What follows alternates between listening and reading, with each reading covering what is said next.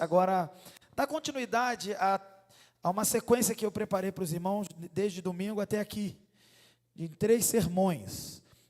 E para lembrá-los do que falamos, eu queria apenas relembrar os irmãos o seguinte, que no domingo pela manhã, inclusive está no boletim esse sermão está no boletim, até para o uso do PGM, os irmãos que quiserem fazer. Nós falamos sobre o mandamento do amor gracioso, e o termo gracioso levando em consideração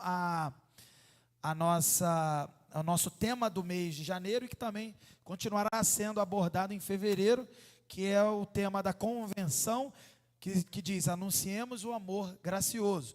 Então, nós falamos sobre esse mandamento, já estamos falando ao longo do mês de janeiro com os demais pastores, muitos já falaram aqui sobre o que significa esse amor, a origem do amor que vem do próprio Deus, revelando esse amor, entregando o seu Filho para a nossa salvação.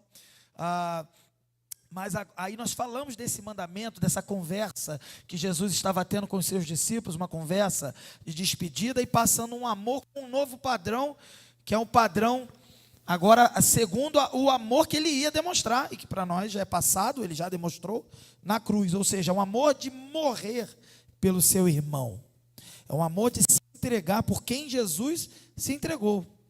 É isso que nós vimos no domingo de manhã. E no domingo à noite nós conversamos um pouco sobre a vitória desse amor gracioso, a vitória de um amor que vence o mundo pela fé. Aliás, não há como ter esse amor, exercer esse amor, realizar esse amor, viver esse amor, se não for pela fé, e se não receber de Deus a própria fé.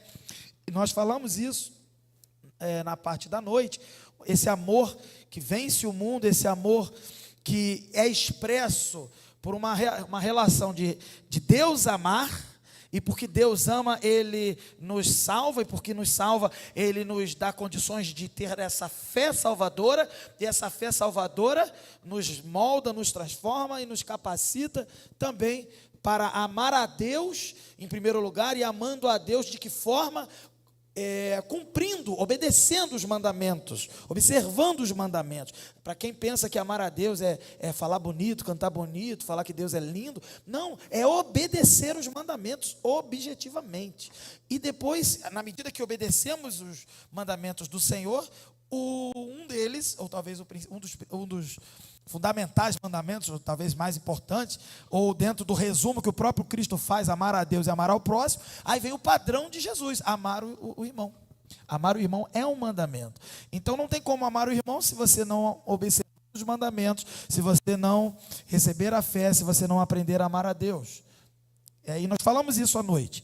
E agora nós vamos então exemplificar um pouco de que forma nós podemos viver esse amor. E o título do nosso sermão, peço que coloque o pessoal da projeção e coloque na tela, obrigado. Está na tela, os irmãos podem ver, vamos falar juntos? Vivendo um compromisso de amor gracioso, mais uma vez, vivendo um compromisso de amor gracioso.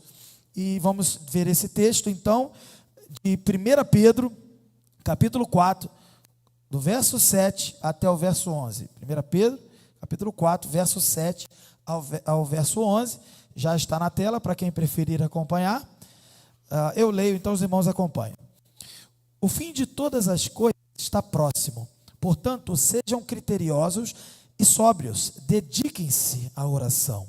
Sobretudo, amem-se sinceramente uns aos outros, porque o amor perdoa muitíssimos pecados. Sejam mutuamente hospitaleiros sem reclamação. Cada um exerça o dom que recebeu para servir aos outros, administrando fielmente a graça de Deus em suas múltiplas formas. Se alguém fala, faça-o como quem transmite a palavra de Deus. Se alguém serve, faça-o com a força que Deus provê, de forma que em todas as coisas Deus seja glorificado mediante Jesus Cristo, a quem sejam a glória e o poder para todos sempre. Amém. Essa é a palavra do Senhor para nós nessa noite, graças a Deus. Vamos orar? Senhor Deus, mais uma vez estamos diante de Ti para clamar misericórdia. Precisamos ouvir a Tua voz. abra os nossos ouvidos para ouvir e os nossos olhos para contemplar o que Tu queres para nós nessa noite. Que Teu Espírito Santo possa nos iluminar e guiar até a verdade, convencendo-nos do pecado, da justiça e do juízo, e assim, Senhor, nos afasta de toda distração, para somente ouvirmos a Tua voz nesse lugar. Em nome de Jesus, amém. Queridos, vivendo um compromisso de amor gracioso. A primeira carta de Pedro é uma carta pastoral. Quando a gente fala o termo pastoral, você pode associar com o termo apacentar ou cuidar. É uma carta de cuidado, uma carta de apacentamento, é uma carta de preocupação.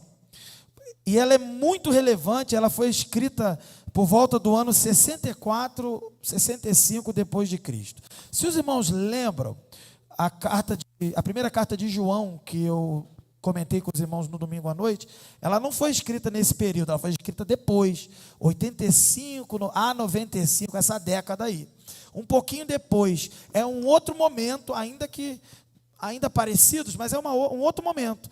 Aqui nesse momento, havia necessidade de uma carta pastoral com orientações, e Pedro escreve duas aqui nesse contexto. Que contexto era esse? O que aquele povo, ou melhor dizendo, os cristãos estavam passando que necessitasse de uma carta do apóstolo Pedro? Eles estavam passando terríveis perseguições. Era o tempo do reinado do imperador Nero. E esse imperador Nero, ele é conhecido pela sua a malignidade, crueldade com relação à perseguição aos cristãos. E ele então, Pedro, escreve uma carta se dirigindo aos cristãos que já fugiram, que se espalharam de Jerusalém, já foram embora, já saíram do contexto ali, porque, se vocês lembram, Jesus orientou os discípulos a pregarem a partir de Jerusalém, né? Jerusalém, Judéia, Samaria e confins da terra. Aí o Espírito Santo veio, a igreja começou, tudo ali em Jerusalém. Até o capítulo 6 de Atos, está tudo acontecendo ali em Jerusalém. Até que vem no capítulo 8, ali a morte do primeiro mártir da igreja, o Estevão, o diácono Estevão. Ele é então martirizado, vocês sabem a história. E a partir desse primeiro martírio, ainda que antes já havia perseguição, o texto vai dizer que a perseguição se intensificou e eles tiveram que fugir para tudo quanto é lado, do contexto ali do Oriente Médio, da Ásia Menor.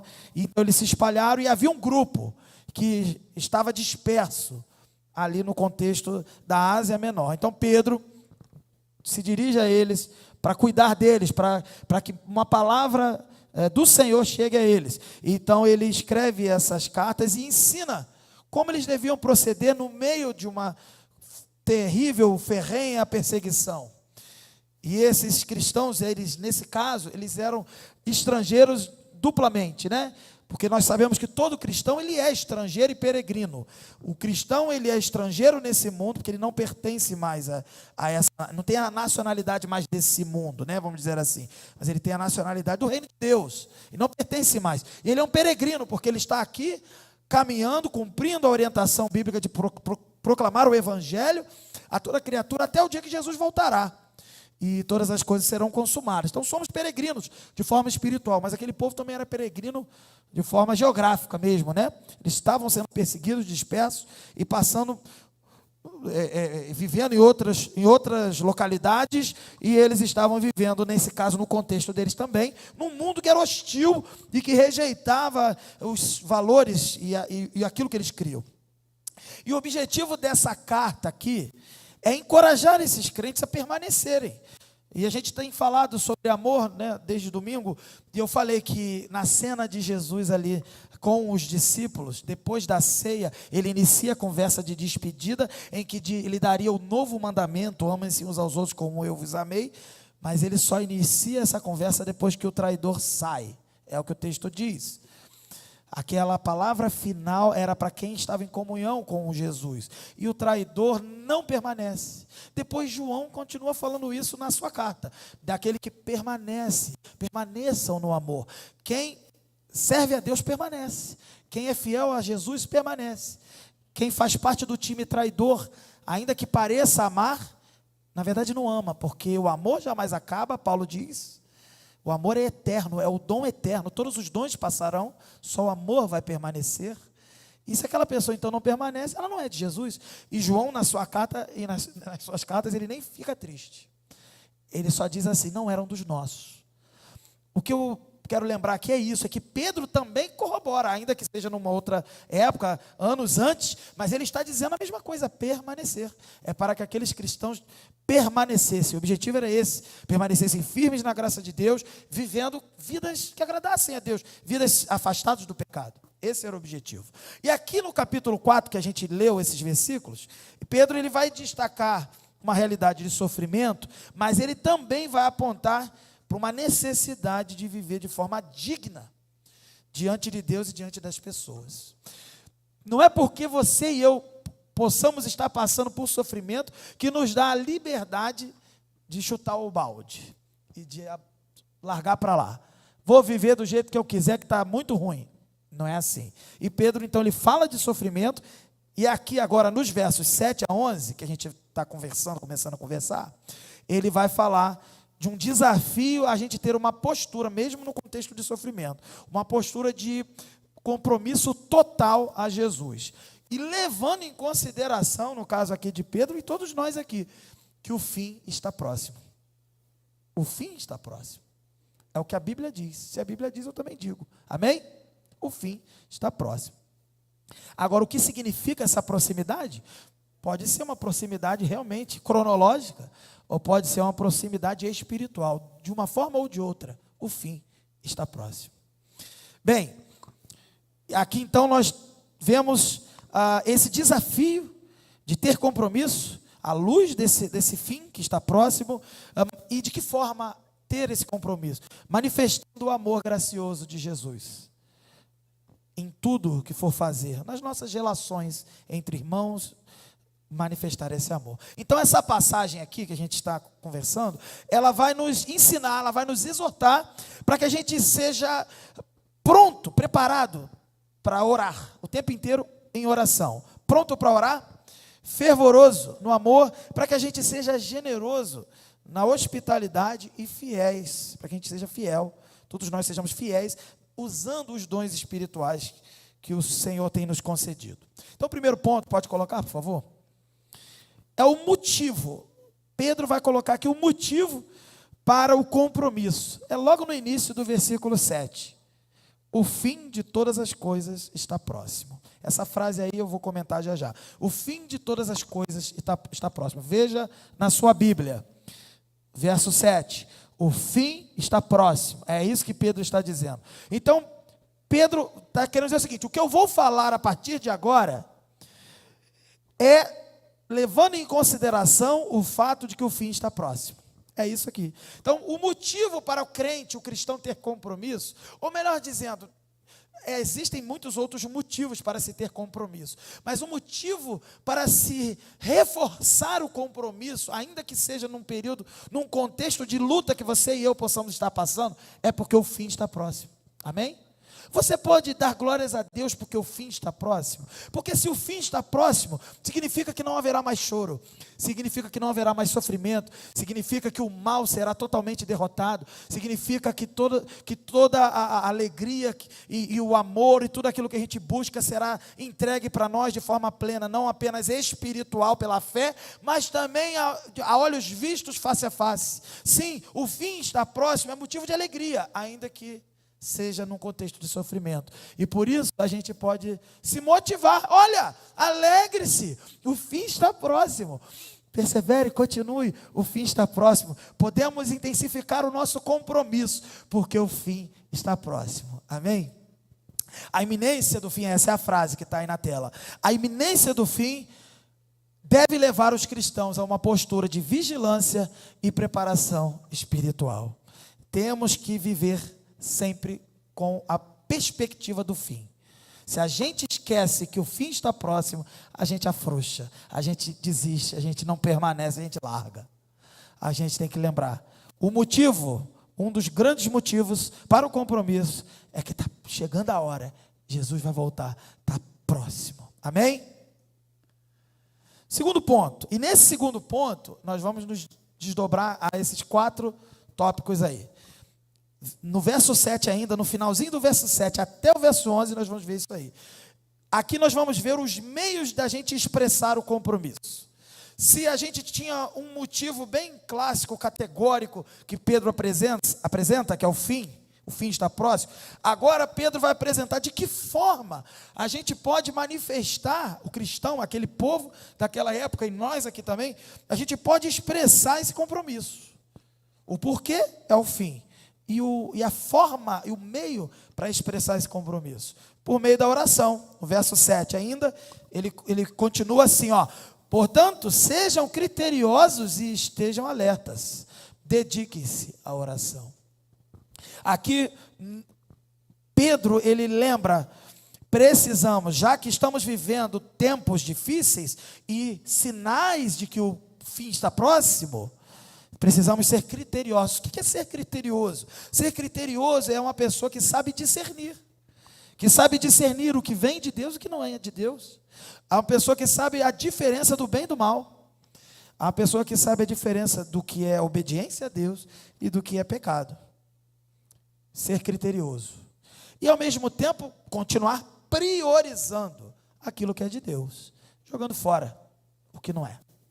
Seja uma palavra que alguém te dá, uma pregação com heresia, ou até mesmo alguém com alguma atitude, e você vai rejeitar aquela atitude. Não precisa rejeitar a pessoa, rejeite a atitude e ajude a pessoa também a rejeitar. Agora, ele diz: esteja alerta.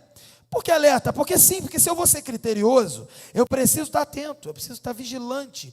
A palavra de Deus nos ensina sempre, acompanhando a oração, o quê? A vigilância. Precisamos vigiar e orar. A Bíblia está sempre falando isso, de vigiar e orar. E Pedro não esqueceu: estejam alertas. Alertas porque o fim está próximo, alerta porque ainda estamos vivendo com questões de sofrimento da vida, e eles naquele tempo estava bem terrível por causa do imperador Nero. Dediquem-se à oração. Com essa vigilância, não se distraiam. Não fiquem olhando para as coisas do mundo. Não fiquem olhando para as coisas que parecem ser legais. Olhem para as coisas de Deus. E como eu vou olhar para as coisas de Deus? Orando. Orando eu me adestro, vamos dizer assim. Eu me prendo às coisas de Deus. As pessoas às vezes pensam, na verdade, claro, a oração ela muda circunstâncias, mas elas acham que a oração só funciona, elas acham erradamente, quando a oração muda as circunstâncias. Não é assim. A oração, o alvo da oração, o objetivo de viver em oração, não é ficar o tempo inteiro mudando circunstâncias. Imagina se Deus resolve dizer sim para todas as orações que acontecem no mundo, com todas as 8 bilhões de pessoas que falam com Ele, seja lá quantas que estão falando com Ele nesse momento, e Ele resolve dizer sim para todas. Para começar, existem orações que são contrárias, uma contrária à outra. Se Ele dá sim, vai dar problema, porque como é que vai dar sim para os dois? Não é verdade? Se for deixar o pessoal da torcida do Flamengo orar com a torcida do Botafogo e Deus resolveu ouvir a oração dos dois, vai dar empate, é isso? Vai ser complicado. Então o que eu quero dizer é o seguinte: a oração, ela não funciona só quando Deus concordou com você. A oração, ela sempre funciona, porque diz a Escritura em Tiago que a oração do justo pode muito em seus efeitos, não é isso, irmãos? Lá no capítulo 5. Se a oração do justo pode muito em seus efeitos, significa primeiro saber quem é o justo. O justo sou eu, somos nós, no sentido de que passamos pela justificação do verdadeiro justo, que é Jesus. Então nós somos esses justos, que ainda que sejamos pecadores, somos justificados. Então a oração do povo de Deus, justificado, pode muito em seus efeitos. Tá bom, aí eu peço e Deus diz não. Ou melhor dizendo, fica um silêncio que eu não sei nem o que ele disse. Provavelmente não, porque se eu pedir não veio, é porque não, né? Bem, e aí, não funcionou a minha oração? Jesus vai dizer que se a gente pedir do jeito certo, Ele vai nos dar todas as coisas.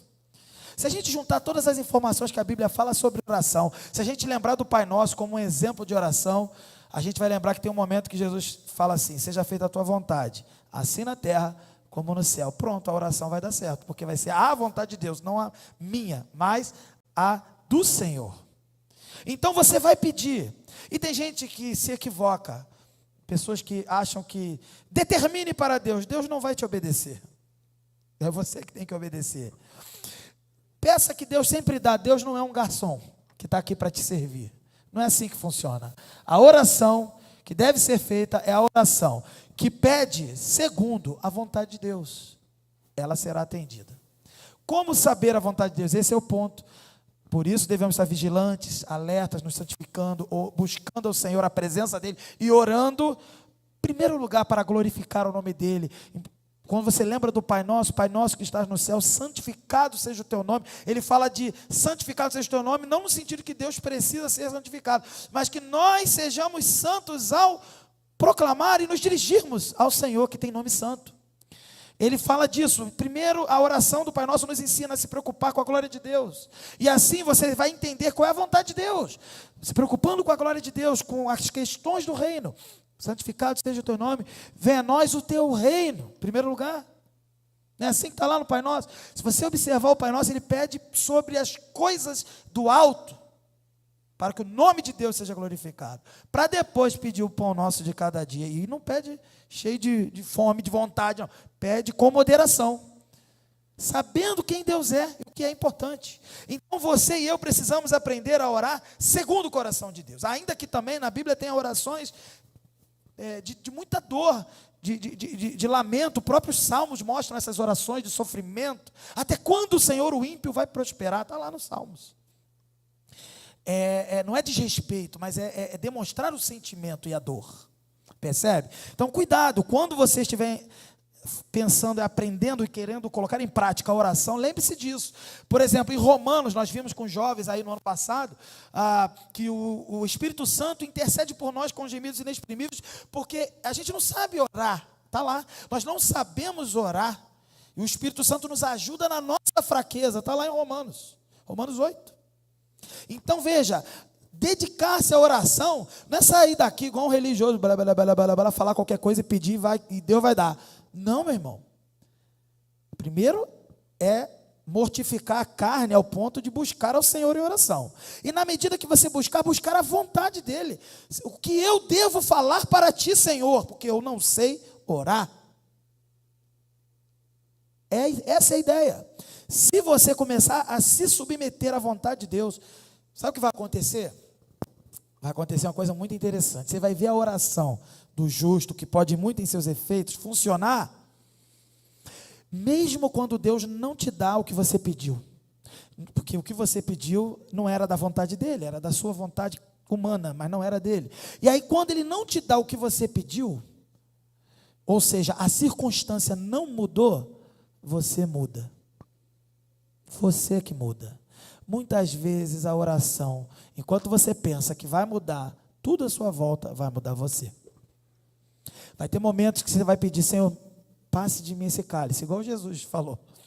Mas o próprio Jesus já nos ensinou lá, não seja feita a minha, mas a tua. E da mesma forma, vai ter momentos que Deus vai nos ensinar assim, esse cálice é para você tomar, esse sofrimento aí é para você passar.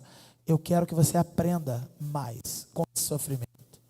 E quem vai mudar é você, não vai ser o sofrimento. Agora vai ter outros momentos que o sofrimento vai passar, porque Deus é bom, Deus é maravilhoso, e Ele é bom quando não passa e quando passa. Não é verdade? Mas vai ter momentos que Ele vai dar o alívio, vai dar o escape. Mas quando Ele não der, sabe o que Ele deu? Ele está com a gente no vale da sombra da morte. Ele passa no vale com a gente. Então quem muda é você. O vale vai continuar sendo o vale de sombra da morte, mas você vai mudar, porque você vai estar passando com um pastor que faz nada faltar na sua vida. Amém? Persevere por meio da oração.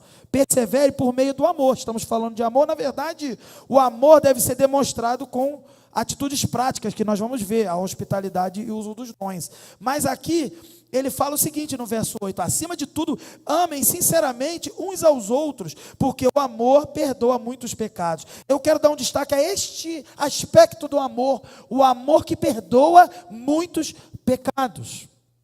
Pedro está deixando claro que um amor que deve ser praticado, mesmo em tempos de sofrimento, é um amor que perdoa a multidão de pecados. Você está preparado?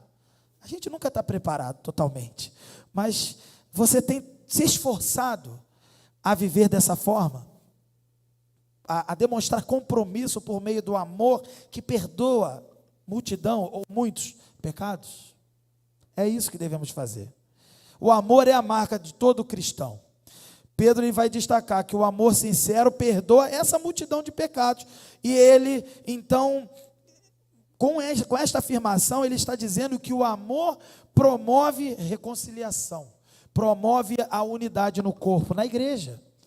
Não é possível nós, como igreja, sermos um, se não for pelo amor que perdoa pecados. O que te perdoou e porque te perdoou, você também está habilitado e também obrigado. Né? É uma ordem. Perdoar também o seu irmão. Não se esqueça disso. Pedro faz um destaque bem claro aqui. Amor com sinceridade.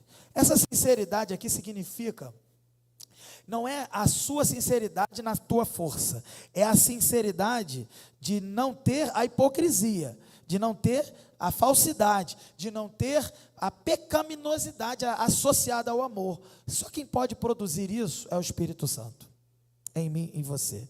Um amor nesse nível, todo amor carnal que seja, porque ele pode ser exercido de forma carnal, ele deixa de ser pleno, completo, e ele não é espiritual, ele é um amor distorcido.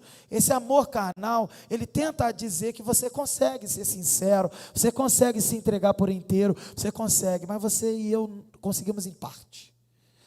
A outra parte é o Espírito Santo que faz. Esse é o ponto. Então Pedro deixa claro isso. Outro aspecto que a gente deve expressar esse compromisso de amor é a hospitalidade. Olha aí, verso 9. Hospitalidade. Sejam hospitaleiros uns com os outros, sem reclamação. Isso é muito legal, irmãos. Nós estamos numa igreja que vive hospitalidade.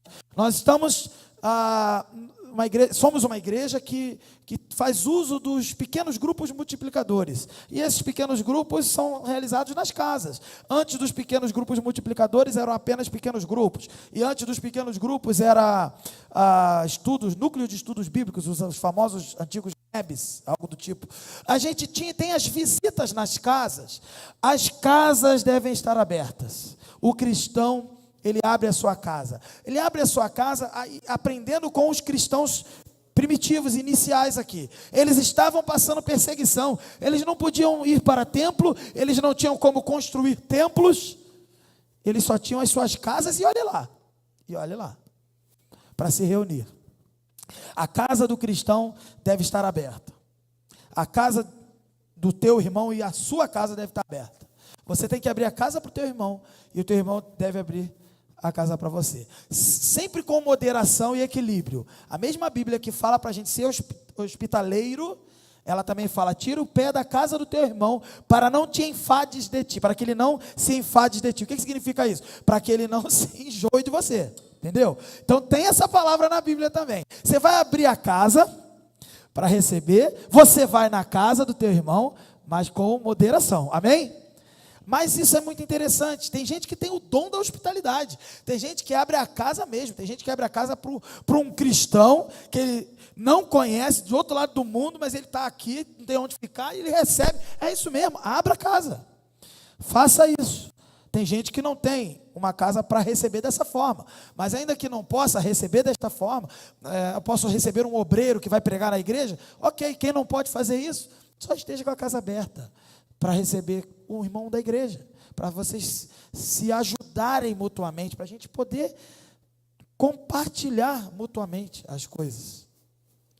Não é o que Paulo falou para Tito, que muitas mulheres estavam se excedendo, e eu não estou querendo fazer destaque às mulheres, mas apenas a atitude errada. Muitas mulheres, no contexto em que Paulo fala para Tito, estavam se excedendo, e elas estavam indo de casa em casa fazendo fofoca. Não é esse caso lá em Tito, tá? Acho que cabe aqui, ó, pode colocar aí. Isso, obrigado, tá, irmão? Não é este caso. A gente tem que ter moderação, mas a gente tem que ter o nosso coração e a nossa casa abertos aos nossos irmãos. A hospitalidade é uma forma de mostrar amor, de mostrar compromisso com Deus. E o cristianismo dependeu profundamente, naquele contexto, da hospitalidade dos irmãos. Que a gente não perca isso de vista, que as nossas casas sejam uma extensão do ministério que exercemos na igreja, e a gente possa abençoar os nossos irmãos. E o último pontinho aí, o uso dos dons. Nos versos 10 e 11, a primeira parte do 11, vamos ler, vou ler junto aqui com os irmãos acompanhem na sua Bíblia aí. Eu já li, mas vou ler mais uma vez.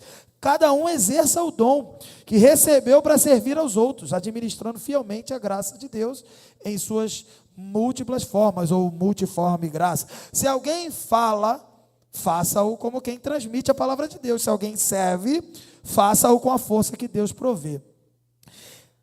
Usar os dons espirituais não é opcional, é obrigatório.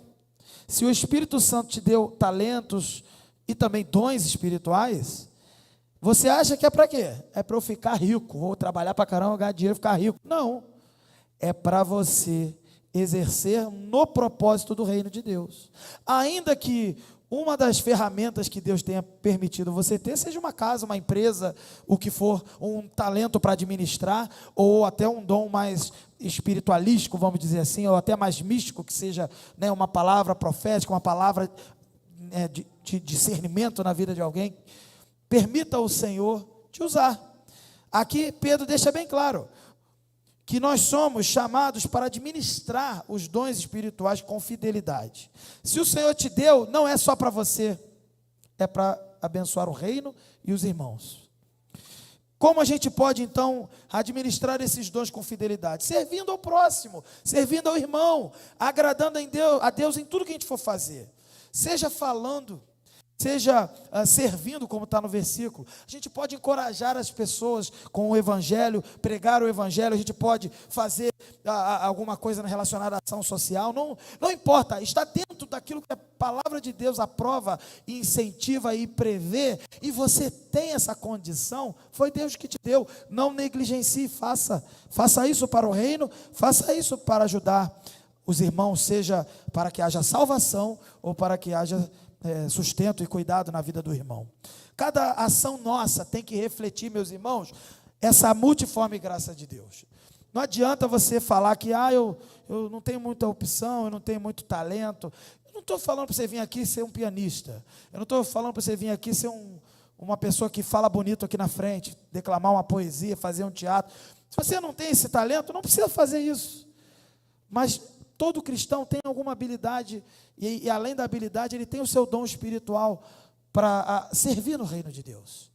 Aqui Pedro está lembrando que demonstrar compromisso e o próprio amor, o compromisso de amor, é também exercer esses dons. Ele dá só esses exemplos de falar e de servir, mas serve qualquer dom. A Bíblia tem pelo menos 27 dons espirituais, e dependendo da ênfase que você der e o aspecto que você adotar, ali você pode subdividir em muitos outros, mas pelo menos 27 dons, e todos nós temos pelo menos um desses, e a verdade é que nós temos todos, né?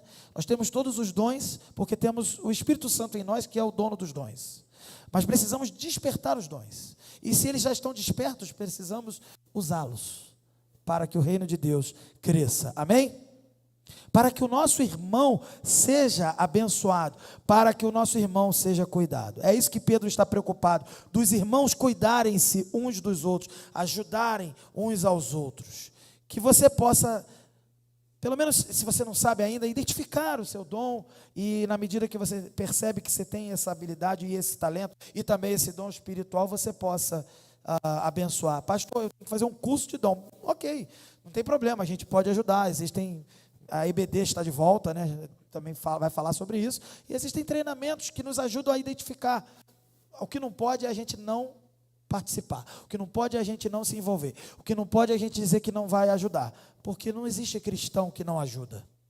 Aquele que não ajuda não é cristão, essa é a verdade, e Pedro está deixando bem claro aqui. Pedro não está nem dando curso de dons, porque não precisava, e nem dava tempo, eles estavam no meio da correria, da confusão, ele estava só lembrando, continuem fazendo aquilo que vocês faziam antes, dessa perseguição piorar, ainda que piore, vamos continuar, é isso que Pedro está falando aqui. E o último ponto, pode passar por favor,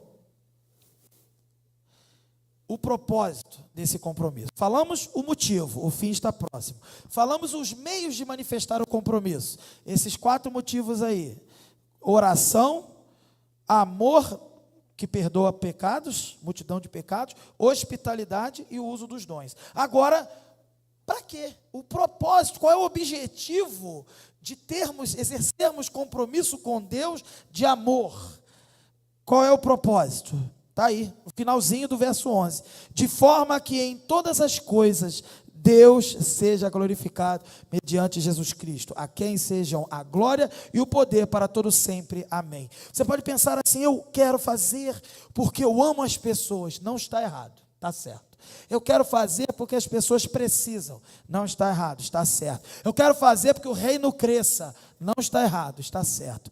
Tudo está certo. Só que antes de todas essas coisas, eu quero fazer porque isso glorifica a Deus. Amém? Eu fico pensando assim, eu fico lembrando dos meus filhos. Eu ensinando os meus filhos a obedecer, a me obedecer naquilo que eu falo, obedecer a mãe. E eles perguntam por quê? A minha filha mais velha, já tem 9 anos, ela está naquele momento de por quê? Por que eu tenho que fazer isso? Por que tem que fazer aquilo? Aí, se você resolver ficar explicando por que de cada coisa, tu vai entrar num buraco negro e não volta nunca mais naquela conversa. Não é para explicar por que sempre. É claro que a gente está ensinando, tem hora que tem que dar os porquês. Mas o principal porquê, você tem que fazer isso porque eu estou falando. Aí ela vai continuar. Por quê? Porque eu tenho autoridade para falar isso para você. Por quê? Porque Deus me deu essa autoridade. Por que Deus me deu essa autoridade? Porque Ele quis. E por que Ele deu essa autoridade para Ele? Porque isso glorifica o nome dEle. Por que glorifica o nome dEle? Porque Ele disse na palavra dEle que glorifica o nome dEle. E acabou.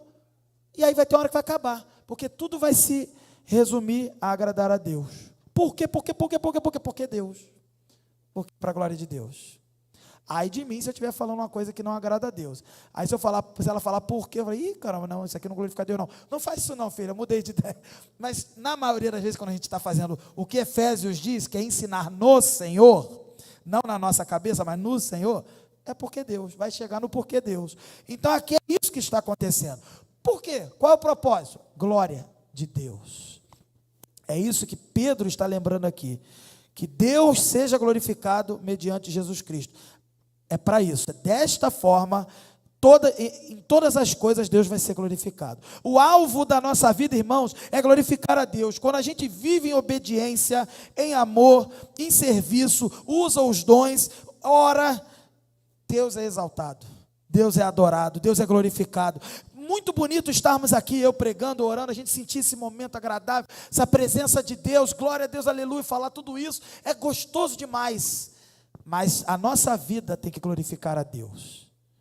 Com todas essas ações aqui que Pedro apresenta para aqueles irmãos, como eu disse no início, estavam em profunda perseguição, e ele falou das perseguições e ensinou sobre elas, inclusive disse que a perseguição ali é para refinar a fé daqueles irmãos. Era isso que Pedro estava falando. Mas ele também se preocupa: vocês estão sendo refinados como ouro, mas isso não é desculpa para não obedecer. Isso não é desculpa para não agir como vocês agiram em momentos de mais tranquilidade. Nós temos que ter o mesmo proceder, seja na luta mais ferrenha, seja no momento mais tranquilo da nossa vida. Para terminar, pode passar. Pode passar. Isso, obrigado. 4 lições. Primeiro, já falei, não vou repetir, só vou reforçar. Aprendemos aqui: desenvolva uma vida de oração. Amém? Nosso compromisso seja uma vida de oração. A oração não é apenas quando precisamos ou achamos que estamos necessitados. A oração é um privilégio todos os dias. E se você acha que só precisa quando está em luta, a Bíblia te ensina que eu e você precisamos da oração em todo tempo. Amém? Pratique esse amor gracioso. E como a gente pode amar de forma graciosa? Essa é a pergunta que você deve fazer. Como eu posso amar um amor de graça? Será que eu tenho feito isso na vida dos meus irmãos? Faça essa pergunta, busque perdoar os irmãos, servir os irmãos, abençoá-los em todos os sentidos bíblicos para isso. E assim você vai viver esse amor gracioso. Pratique esse amor gracioso. Não se esqueça de ser hospitaleiro. Na juventude nós temos conversado com alguns pais, precisamos que os pais nos ajudem a abrir suas casas. Estamos multiplicando o nosso ministério, os nossos PGMs, precisamos das casas. abra a sua casa para acolher os irmãos, especialmente também aqueles que precisam, estão em necessidade. E último ponto e aprendizado para nós, que a gente possa utilizar os dons para o crescimento da igreja, não para nossa vaidade, não para nossa autopromoção. Seja qualquer dom que você tiver, ainda que você receba elogios, todo elogio seja revertido e entregue a Deus como louvor, adoração. E todo dom que você estiver usando, que use para a glória de Deus e o crescimento da igreja. Portanto, irmãos, concluindo, o chamado de Pedro aqui fica bem claro para mim. Eu vejo aqui, talvez os irmãos vão concordar comigo. Dá para ver que é um chamado urgente. O fim está próximo, então é urgente. É para agora ser assim. Sejamos assim agora, ainda que esteja em sofrimento, em luta, em perseguição. É agora. É urgente e é prático. Como a gente vai amar, como a gente vai colocar esse amor em prática, que a gente conversou bastante no domingo e aqui. Dessa forma que Pedro colocou aqui, orando, perdoando pecados, abrindo as nossas casas e usando os dons espirituais. Tudo isso para a glória de Deus. Que a nossa oração seja uma oração com amor, hospitalidade, serviço. Nossa vida de oração seja uma vida de amor. A nossa vida de amor e oração seja uma vida de hospitalidade. A nossa vida de oração, amor e hospitalidade seja uma vida de serviço. E tudo isso são formas de anunciar o tema da nossa campanha, né? Do nosso mês, anunciar esse amor gracioso de Jesus. E uma palavra para você aqui, talvez, acho que todos são cristãos, e você que me acompanha no vídeo. Se você não é cristão, eu quero dizer uma coisa para você. Jesus amou a todo aquele pecador que crê no nome dele. Se você entende essa mensagem, entende que precisa entregar sua vida para Jesus, não se esqueça, o fim está próximo, a oportunidade é agora, não sei se haverá amanhã, não sei se haverá daqui a 5 minutos, não sei se o mundo acabe só para você, porque quando a gente morre nesse mundo, o mundo acabou. O mundo pode não ter acabado para quem está vivo, mas acaba para quem morre.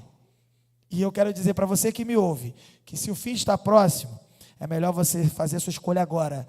Não há tempo a perder. Entregue sua vida para Jesus, arrependa-se dos seus pecados, viva uma vida de amor, confie em Jesus, Ele pode te mudar e transformar. Não há pecado que possa impedir você de se entregar a Jesus. Basta crer no nome dEle que é poderoso. Ele morreu para a salvação de todo aquele que crê.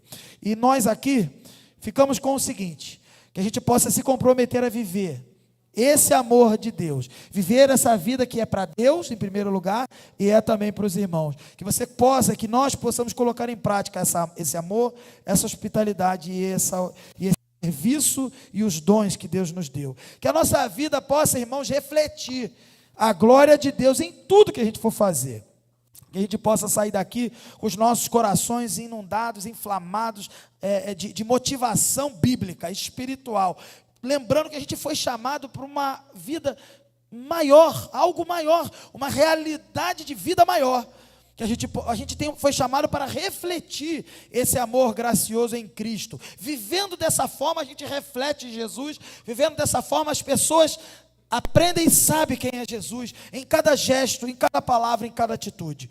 O tempo, irmãos, é curto, segundo esta palavra aqui, mas o poder de Deus é infinito para transformar a vida e aproveitar a nossa vida naquilo que nós nos permitirmos ser aproveitados. Que a gente possa viver, irmãos, com coragem, que a gente possa amar com intensidade, que a gente possa, irmãos, servir com alegria, não ficando contando, ele fez mais do que eu, com alegria, que a gente possa tudo, exaltar o nome do Senhor. E o meu convite, não apenas meu aqui como pregador, mas o convite do Senhor, a palavra do Senhor para nós hoje, é que a gente possa se levantar para impactar o mundo com esse amor, que transforma as vidas para a glória do nome dEle, e que para tanto o Senhor nos abençoe, amém?